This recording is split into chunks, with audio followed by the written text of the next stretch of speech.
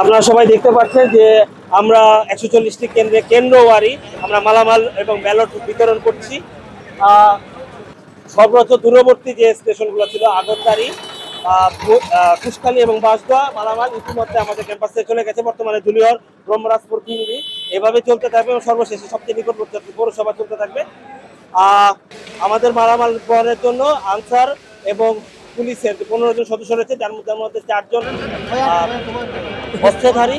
তার পাশাপাশি আমাদের প্রত্যেকটি গ্রুপকে আমরা ইউনিয়নাইজ যে গ্রুপগুলো ভাগ করে দিচ্ছি, তাদেরকে র্যাব, বিজিবি এবং আনসার ব্যাটালিয়ন বাহিনীর সদস্যরা বিভিন্ন অংশে স্কোয়াড করে নিয়ে যাচ্ছেন। এছাড়াও 12টি মোবাইল টিম এবং বাংলাদেশ সেনাবাহিনীর 6টি টিম, পুলিশের 12টি মোবাইল টিম এবং বাংলাদেশ সেনাবাহিনীর 6টি টিম আমাদের তাদের অঞ্চলওয়ারি নিরাপত্তা রক্ষার দায়িত্বে রয়েছে।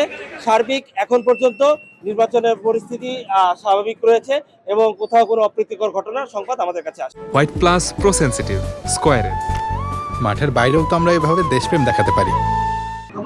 আমি একটু উল্লেখ করেছি যে আমরা যে বাহিনীগুলোর কথা বলেছি, আমাদের প্রতিটি স্কোয়াডে যারা যাচ্ছেন তারা এক্সিকিউটিভ ম্যাজিস্ট্রেটের সাথে থাকবেন। এর পাশাপাশি আমাদের বর্ডার সাইড ইউনিয়নগুলো আছে, সেগুলো বিজিবির নিরাপত্তা এবং আমাদের ডান পাশের 9টি ইউনিয়ন এবং পৌরসভাতে বাংলাদেশ সেনাবাহিনীর 6টি বাহিনী নিয়মিতভাবে টহল কার্যক্রম চলমান রয়েছে। সারা সাতক্ষীরা সদর উপজেলায় পুলিশের 12টি মোবাইল টিম কাজ করছে।